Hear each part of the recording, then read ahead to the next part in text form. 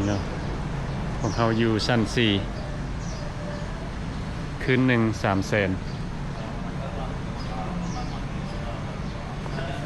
มันก็โอเคเนาะก็บ่แฟนซีปานใดแต่ว่าเฮาเช็คเอาท์แล้วบัดนี้เฮาก็สิหาซอกโฮเทลใหม่เนาะ Head southwest on Rue Saigon toward Route 13, then turn right onto Route 13.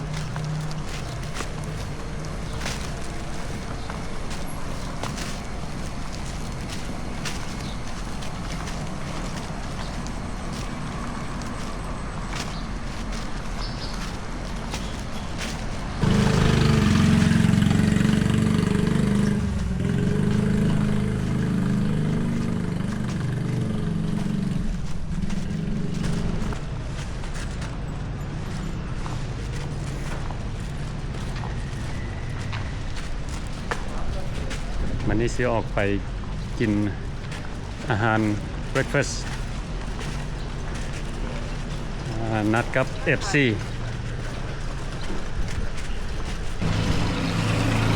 yeah this one here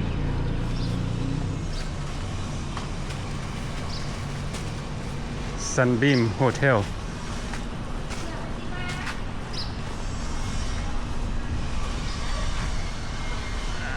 เขาเคยมาอยู่นี่ตะกี้โอ้สบายดีไปกินข้าวกินโอ้คนปอมแบนโอริแกนมันเป็นFCเจ้าคอยติดตามกันตลอดเป็นโอเคขอบใจละลายเนาะมื้อนี้ก็ได้มาเจอไอเอดีเนาะไอเอดีมาจากโพร์ตแลนด์โอเรกอนโอ้เพิ่นก็ได้มาพักเซาอยู่ซันบีมในเจ้าแล้ว FC เจ้าจะรู้จักตัวนี้ก็สั่งกับผู้รู้แล้วโอ้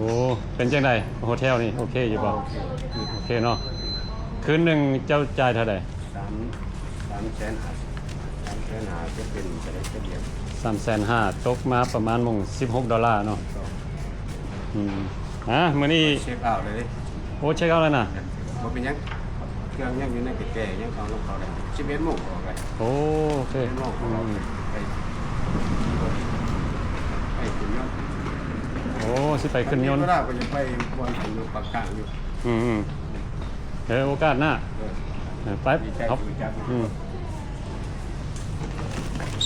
าไปหากินข้าวเช้าเนาะสิไปกินอยู่ไสนี่โอ้นี่เนาะใกล้ๆนี่มาเบิ่งดูหานข้างๆนี่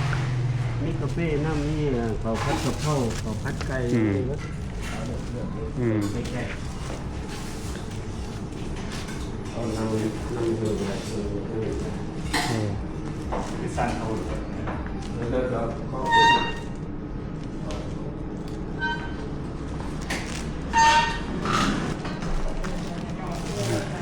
มื้อนี้เราก็ได้มาเจอไอ้นี่เนาะเดินทางมาจากโพร์ตแลนด์โอเรกอนโอ้ดีใจได้มาเจอเพิ่นก็เป็น FC เฮาเดี๋ยวนี้เพิ่นก็มาพักเซาอยู่โรงแรมนี่เนาะมื้อนี้พวกเขาก็สิมากินหยังมื้อนี้น่ะกาแฟบ่กาแฟแล้วก็ผัดกะเพราอยู่กาแฟใจกับอาหารเช้าเนาะอาหารเช้าโอ้มาแล้วนี่อ้ายมาผู้เดียวบ่มาผู้เดียวสุดนี่โอ้แล้วมาสุดก่อนมากับครอบครัวนะครับครอบครัวเนาะแต่ว่าสุดนี้สิมาจักโดนปานใดนี่ประมาณได้2 เดือนที่December 28 I go back โอ้ I come October 28 go home ไปบ้านครับอเมริกัน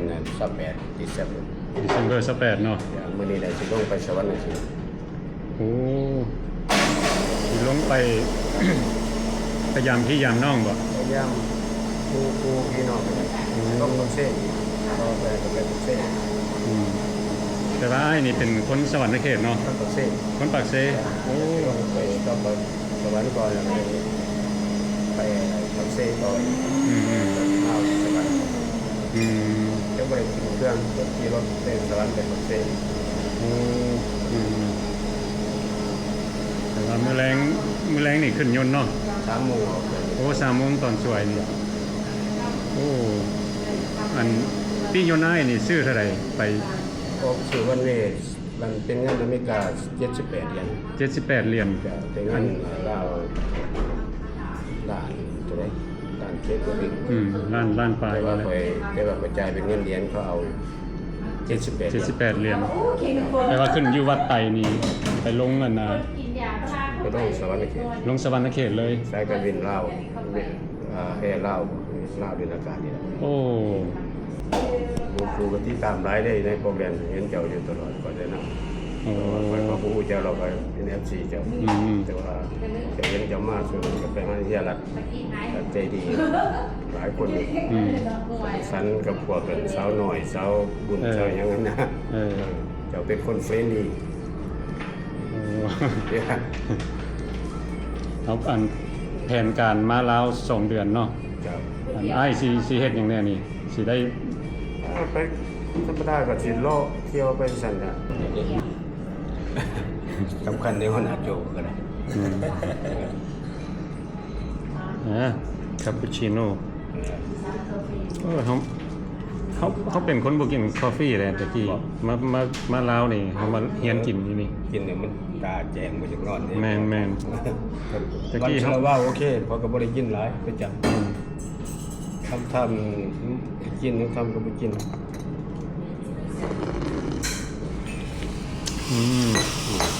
หอม ครับเชิญไป คือหน่อยกิน2 วัดแต่วันบ่มีตับตะโกยครับไม่ยังก็เพิ่นตับตะโกว่า ก็ต้องโก บ่มีบ้านก็มากินแล้วว่าบ่มี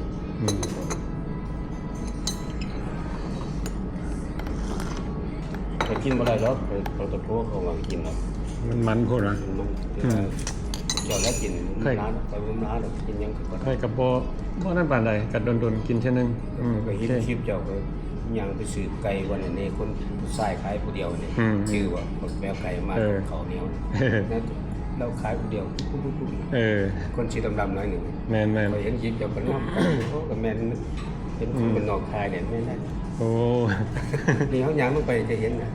จะ จะจื้ออยู่วันนี้สุดประจักษ์ ตอนค่อยมาเซาอยู่นี่ค่อยก็ย่างไป ไป กิน ซื้อไก่บ่ยังน้ำปีกยังเลยได้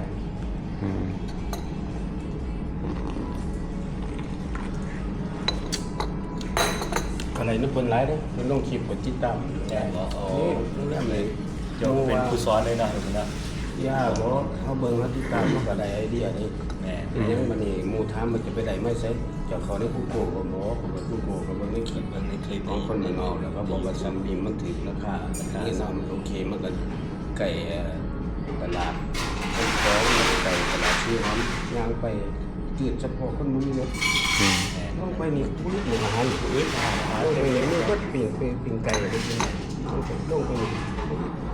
คือบ่นะ คลิปเป็นเงินดีไปยังนะเป็นกระชายเบิร์ดเลย ตื่นจะเศร้าคนนะ เป็นอะไรนี้เป็นอะไรเดียว บ่สำหรับคลิปเฮานี่แบบคันผู้ใดแบบจากแบบอันซิมเปิลอย่างนะแบบบ่แม่นแฟนซีเลยแบบมาลาวนี่แบบอาหารเฮากินคือกันแบบบ่แฟนซีแล้วก็โฮเทลเฮาอยู่ก็บ่แฟนซี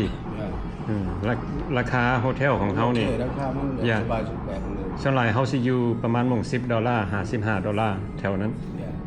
หากแต่ว่ามันก็โอเคสำหรับเฮา เขาเห็นคลิปตัวจะเป็นไทยคนแฟชั่นนอนขึ้นอร่อยว่ากันเจียงว่าแบบยังไง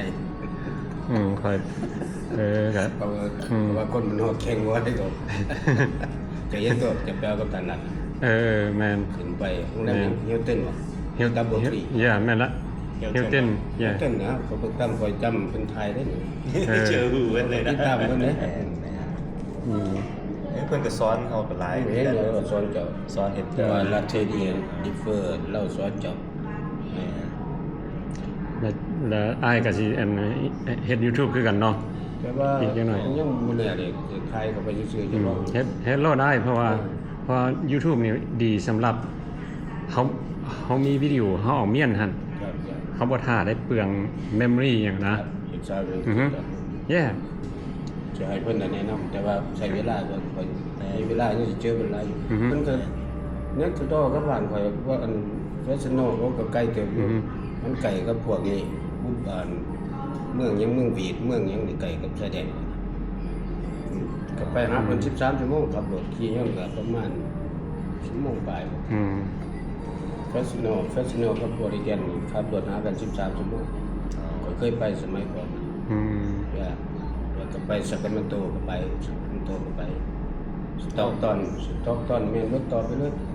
สต็อกตันเวียนกันก็มีหลาย โอ้ไอ โมเดสโตก็ไปนอนอยู่ ไอ้นี่นี่ก็ได้ไปหลายบอลแล้วเนาะ หลายบอลอยู่ โอ้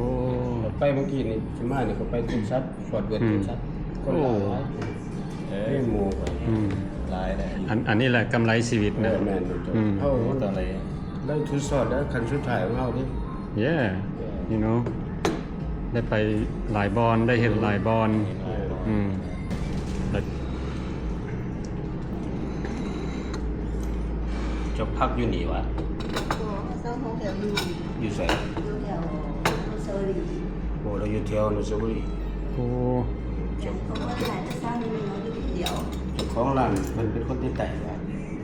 Con hiểu โอ้เลยไปอยู่ใต้ À Mới con hơi đông phải đầu vụ gần ไปสวรรค์นั่นบ่ได้ Là มีการมาใหม่สิมากินน้ำเจ้าอาหารเจ้าอีก Để đỡ เพราะว่าอย่างเพราะว่าห้านนี้แซ่บบ่ เอาแซ่บ โอ้ ราคาโอเค ราคาโอเคเนาะอันนี้ผัดกะเพราหมูเนาะเพราะเขาออเดอร์อันน่ะคือกัน แล้วก็กาแฟนี่คันสิไปอันน่ะบางห้านนี้อาจจะราคาบ่คือกันเนาะอันนี้IID เพิ่นได้อันน่ะทรีตพวกเฮามื้อนี้ขอบใจเพิ่นหลายๆมื้อนี้กับมื้อทำอิฐเฮามาเจอกันผู้ดีรวมเบิดนี่เป็น200,000เท่าใดอ้าย 85ว่ะ 285เนาะก็โอเคเพราะว่าเบิ่งอาหารเพิ่นนี่ this is like fancy นั่นว่าอ้ายสำหรับเฮา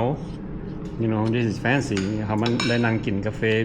มีฟอร์ดงามๆแบบนี้ธรรมดาค่อยบ่ได้กินได้ coffee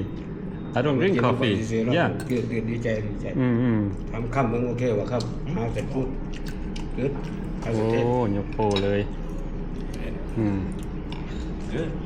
lấy everything lemon lettuce ผัดกะเพรานี่ก็สุดยอดได้ไปมักนะเดี๋ยวต้องคอยเอ็ดพิเศษเดี๋ยวโปรเข้มดิเดี๋ยวโปรเข้มใส่ซอสน้อยเดียวเมน better than last night we got the same pack of power and got what 2 meat ตัวนี้มันอยู่ piece of chicken in there มันอยู่โฮเทลก็ต้องเฮ็ดแบบเขาเฮ็ดอยู่โฮเทลมันต้องเฮ็ดแบบลูกค้าโฮเทลเนี่ยคนไทยมากอย่างนี้ Back with it. Back with it. โอ้ Yes, I got the head. Yeah, ก็จะไปต่าง มันสิได้ไปขึ้นรถเมล์เนาะ น้ำมาได้บ้านเขาเจ้า คือโหเบิดบ่นี่ไปเองเบิดบ่ แม่แม่ เก่งเลยเก่งเลยเข้มใจเก่งเลยข่อยยังบ่ทันเสียสร้างจ้างต่างๆเต็มตุกๆพาไป ตัวกิโลมีก็ไปซื้อ เป็นมีแต่ตุกๆพาไปเลยแล้วกอกไป อย่างเขาเนาะแล้วเขาต้องไปหาผู้บ้านอย่างมัน3 เขาปิดเลยเขา3-4เขาขี่รถมีไปเป็นสมมุติ3-4บาทเอาแล้วก็ นี่จะไปอะไร เขาจะไปเอาเลยเขาสิเฮ็ดลายเส้นนะครับรถนะเขามาเดือนหน้าพอสิมาซื้อรถให้นะครับ เมื่อไรจะว่างแผนลงไปกับเชฟลง เดือนหน้าเนี่ยเดือนบาท December เนี่ย ใส่จะกลับแล้ว Okay, thanks Joe. Okay Appreciate for yeah everything, yeah no man. problem yeah You know, you help me out a lot. Yeah. So I hit YouTube. I've been watching you, so learn for the teacher, you know. So yeah, thanks to Joe and I love for helping me to get extra income, So appreciate everything, Yeah, I gotta go now. yeah บ่เป็นหยังสิไปขึ้นรถอยู่ตลาดเช้าพุ่นบ่ Yeah,สิย่างไปใกล้ๆ Okay, yeah. Yeah, Thanks for everything. Yeah, we'll meet up again and probably by Wednesday. here in a couple days yeah Yeah. we meet Wednesday นะครับกลับไป come back we see each other okay Yeah. maybe soon I come back I don't know Welcome back ลาวเด้อ Oh yeah. Don't forget. Don't forget welcome back Laos. ซองของเพิ่น Alright, hey. see you. Okay. All right. เพิ่นก็สิได้ครับบ้านนาทางอนพุ่นละ แกเลยแกไปไหนบ้างเนาะ ดีแล้วแล้วก็หาประมาแล้วก็ฮู้อันนั้น everything yeah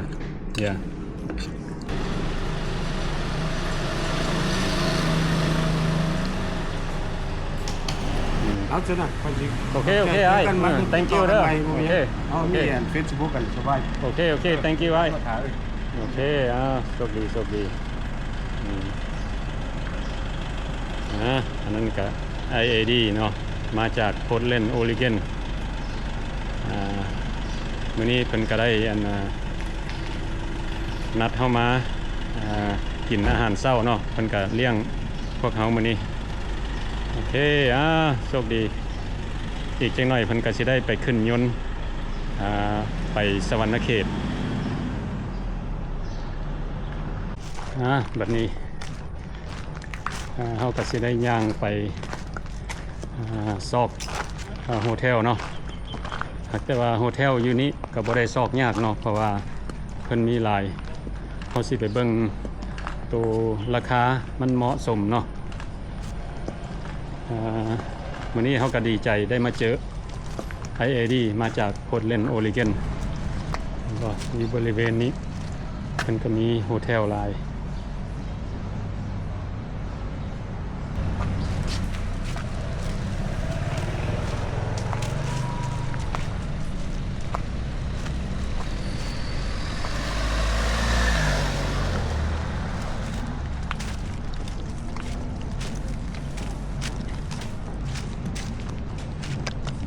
อันนี้ก็สิเป็นบ้านวัดจันทร์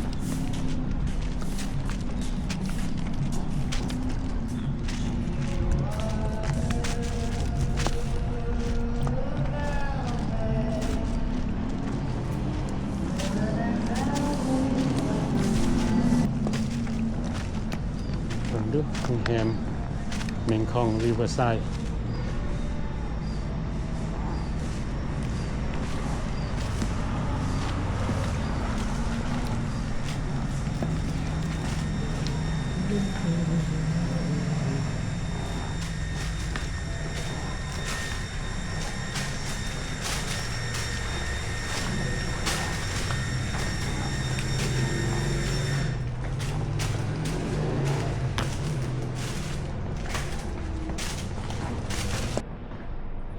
อยู่โรงแรมนี่เพิ่นก็มี